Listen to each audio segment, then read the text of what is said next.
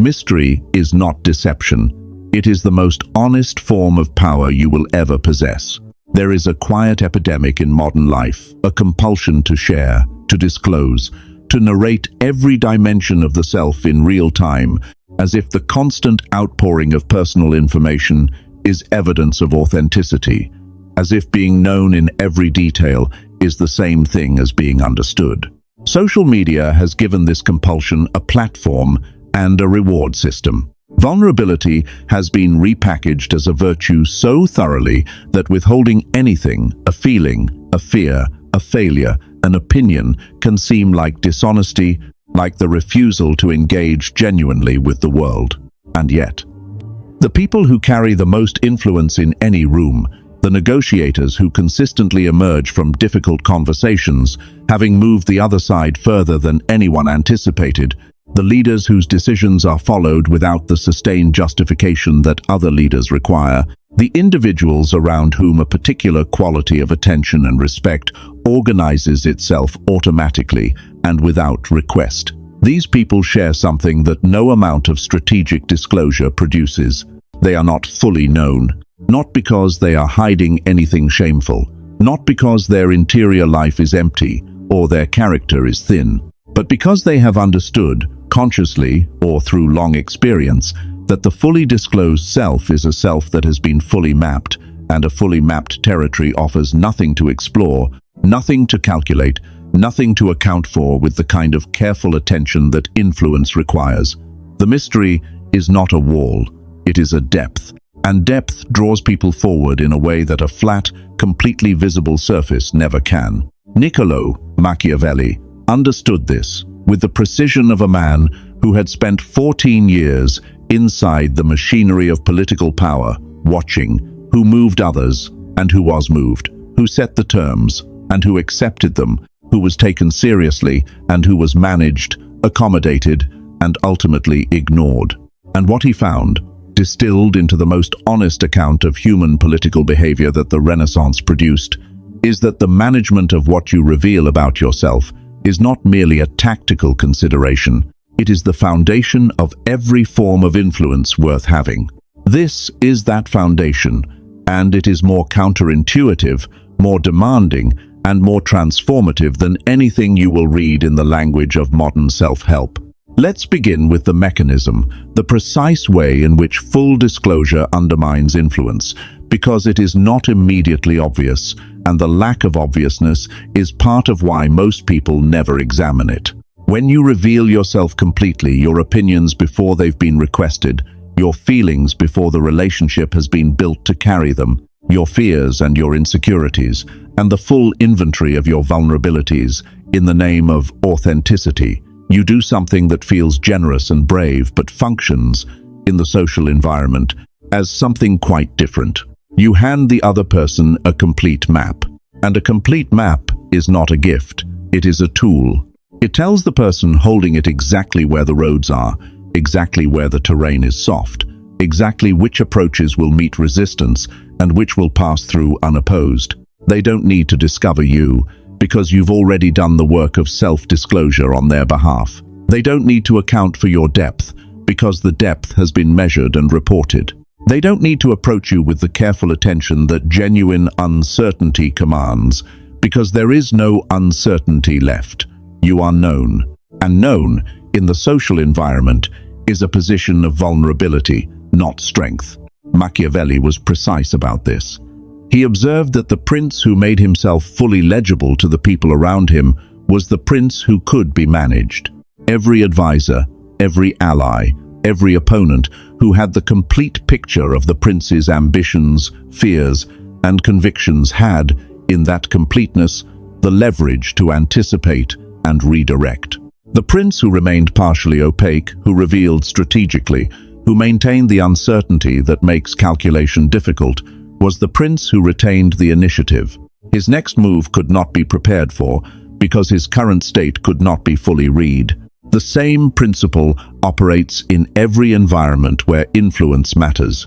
The colleague who has told everyone exactly what they want, exactly what they fear, exactly what would make them leave this person's desires have been noted and their fears have been filed, and the people who hold organizational power will use that information efficiently and without apology.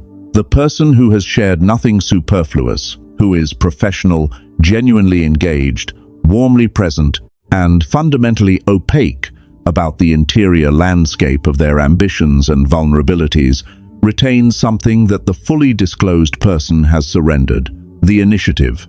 There is a concept in Machiavelli's thinking that is rarely discussed in the popular reading of his work, but that is absolutely central to understanding this principle: the concept of fortuna.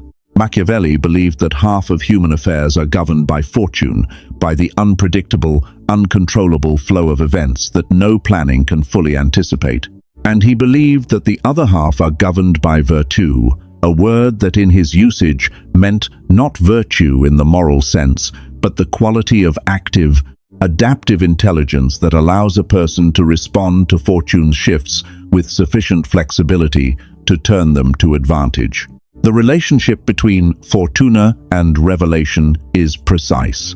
When you have disclosed everything about yourself, your plans, your desires, your positions, your red lines, you have fixed yourself. You have made yourself a known quantity in an environment that is continuously and unpredictably shifting.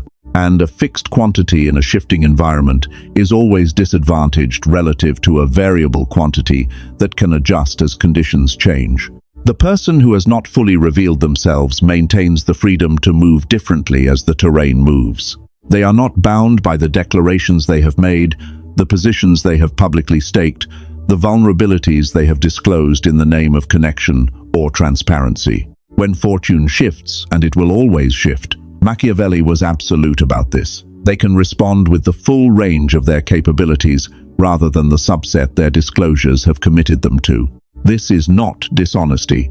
It is the preservation of optionality. And optionality, in a world that is never as stable as it appears, is one of the most valuable things any person can possess.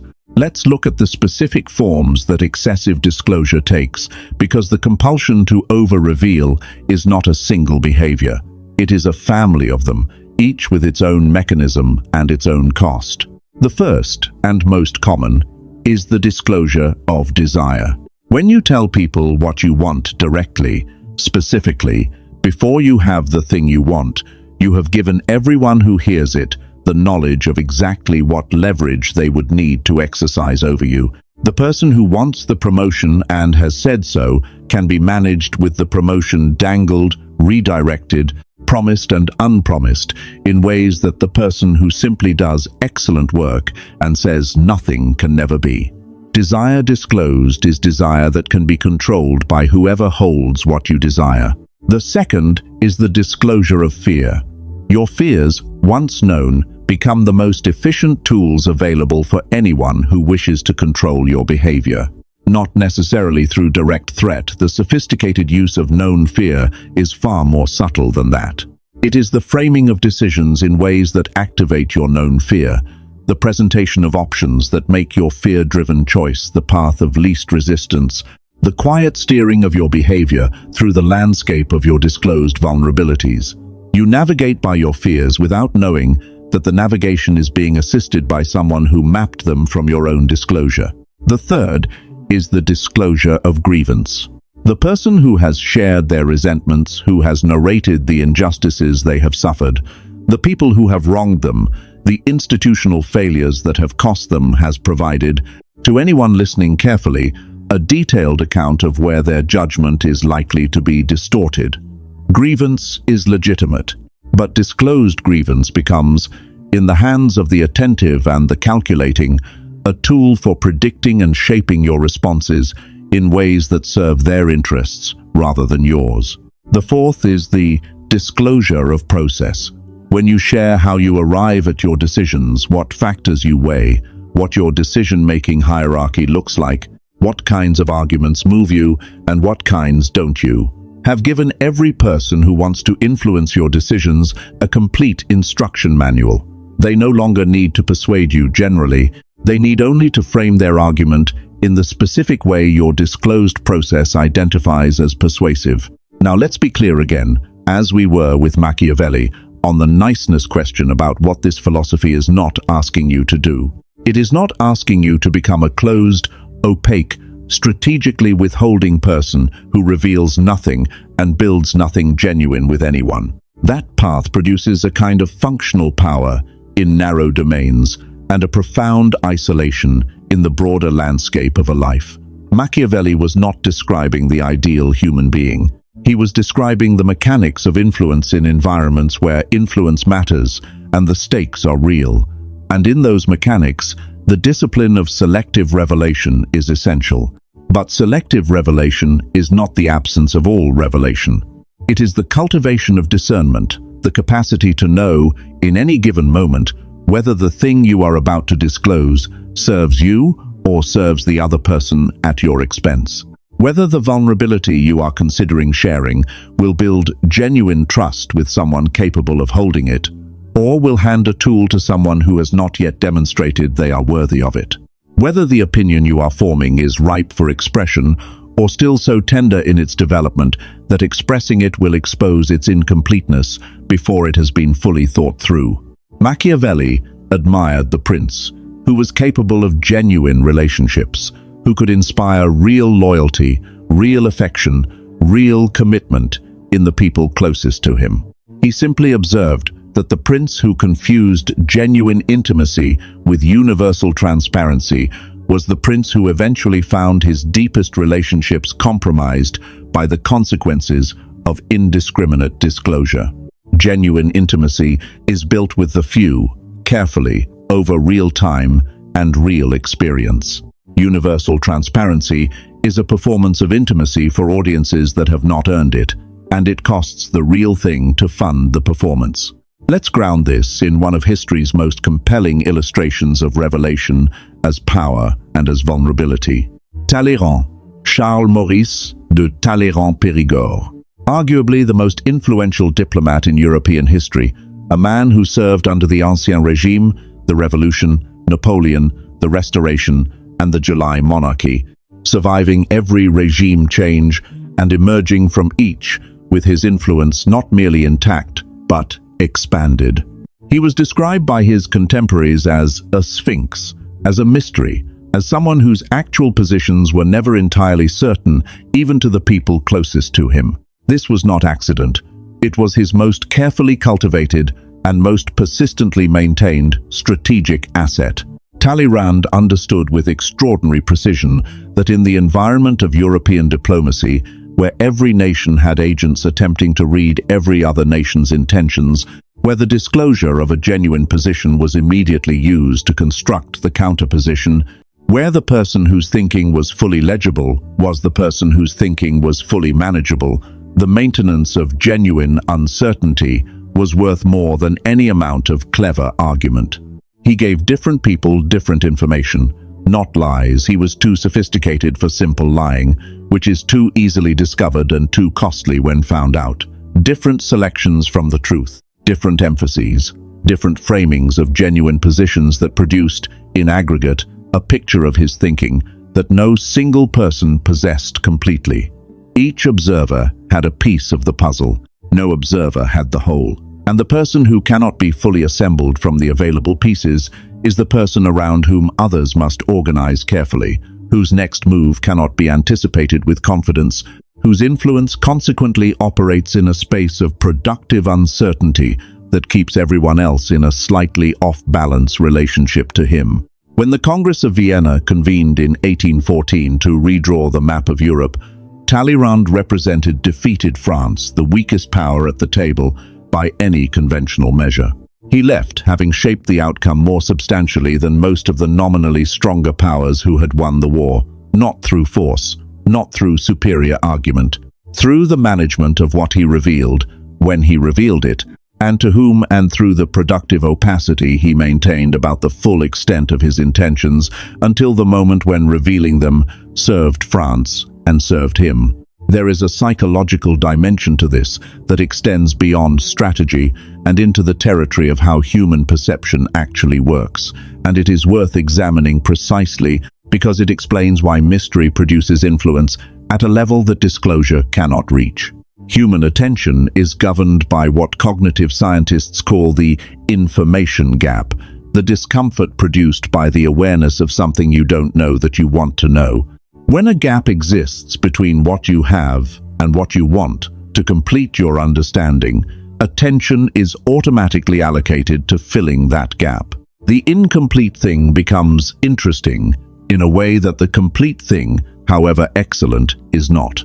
The person who has revealed everything has closed all the information gaps. There is nothing to complete. The picture is fully assembled. And the fully assembled picture, however impressive its content, no longer commands the forward-leaning attention that incomplete information produces. The other person's work is done. Their understanding is complete. And complete understanding, in the social environment, is the condition most likely to produce a shift from engaged attention to comfortable cataloging, the movement from genuine curiosity to the filing away of the known quantity.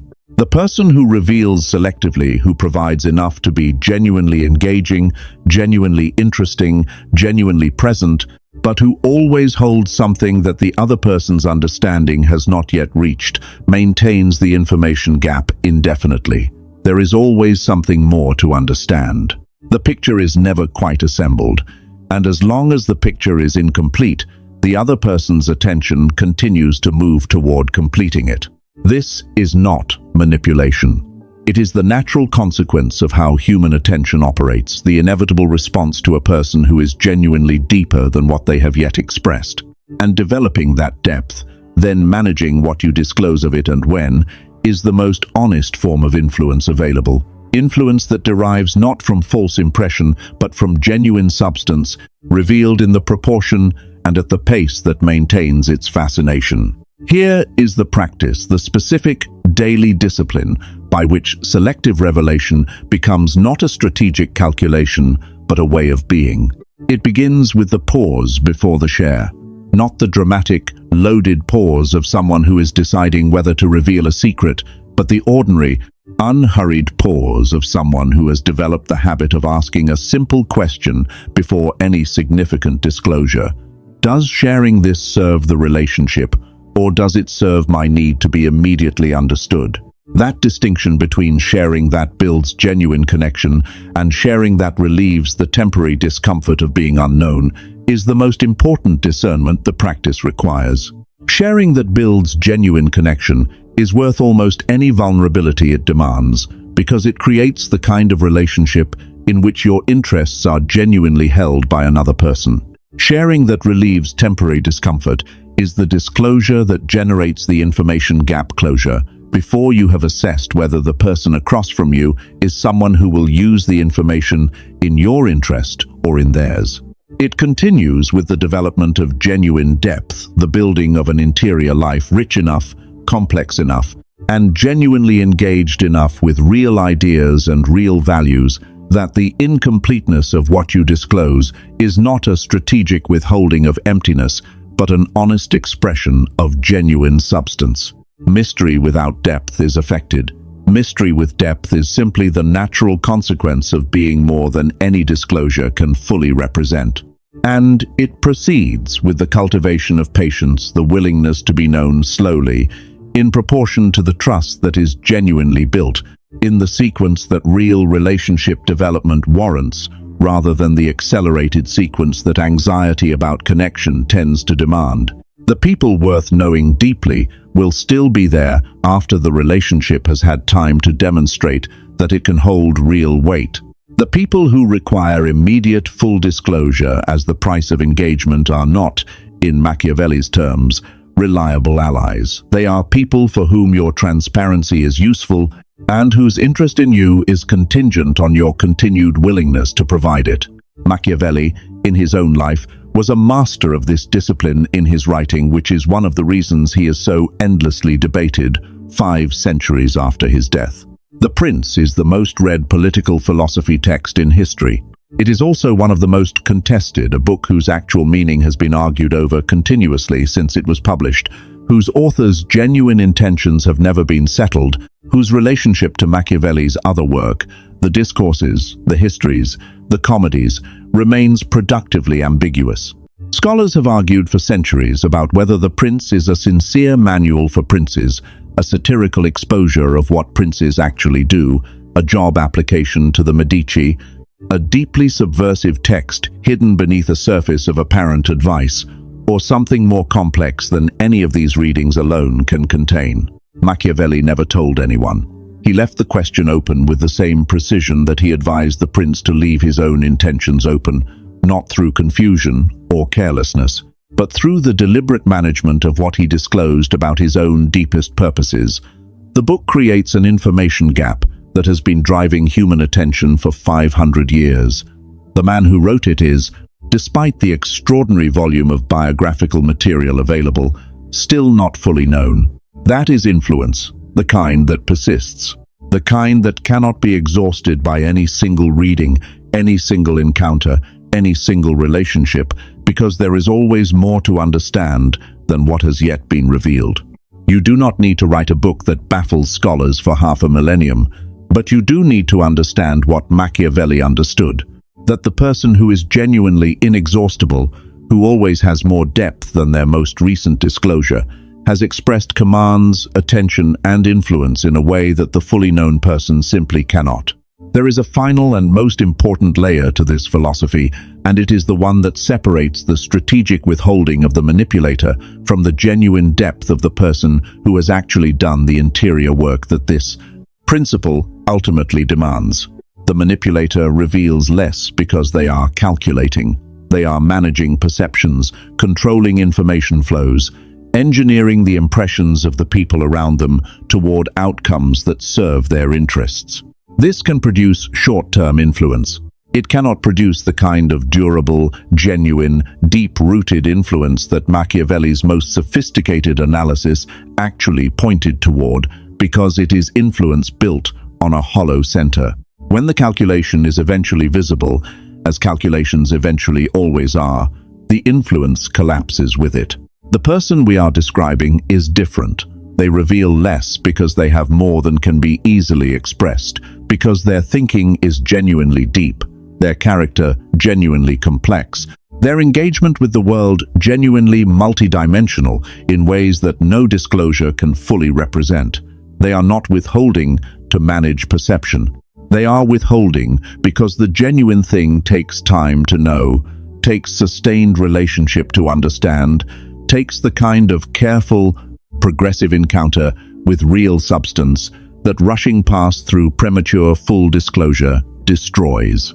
The difference is the interior, and developing the interior genuinely, fully, with the rigor and the honesty and the sustained attention that real inner development requires, is the only thing that makes this principle work in its deepest form.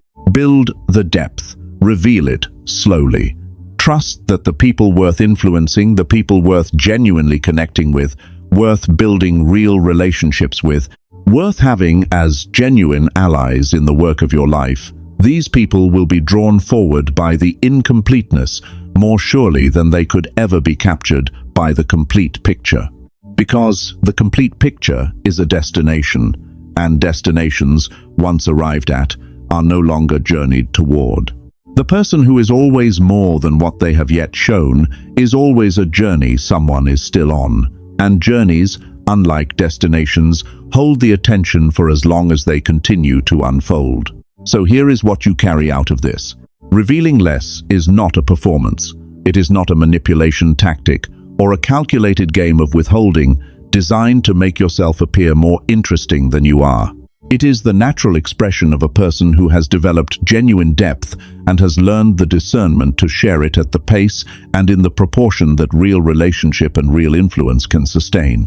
Machiavelli watched the princes of his time, the ones who lasted and the ones who didn't, the ones who shaped events and the ones who were shaped by them, and what he found, without sentiment or idealization, was that the lasting ones shared a quality that the fallen ones did not. They were never fully assembled by the people around them. There was always more to account for. And that unclosed account, the perpetual incompleteness of the picture, kept the people around them in the exact relationship to uncertainty that influence requires. You are not finished being known. That is not a failure. It is a resource. Use it with the discipline Machiavelli understood and the depth that makes the discipline honest. Reveal in proportion to trust. Share in proportion to genuine relationship. Keep the most important things in the place where only sustained, genuine engagement can reach them, not as a strategy, but as an accurate reflection of the fact that the most important things genuinely take that long to reach. And let the incompleteness do what incompleteness has always done in the presence of genuine substance. Draw people forward, into the depth, toward the person who is always, still, becoming, and who has enough to offer that the journey toward knowing them is worth every step it requires.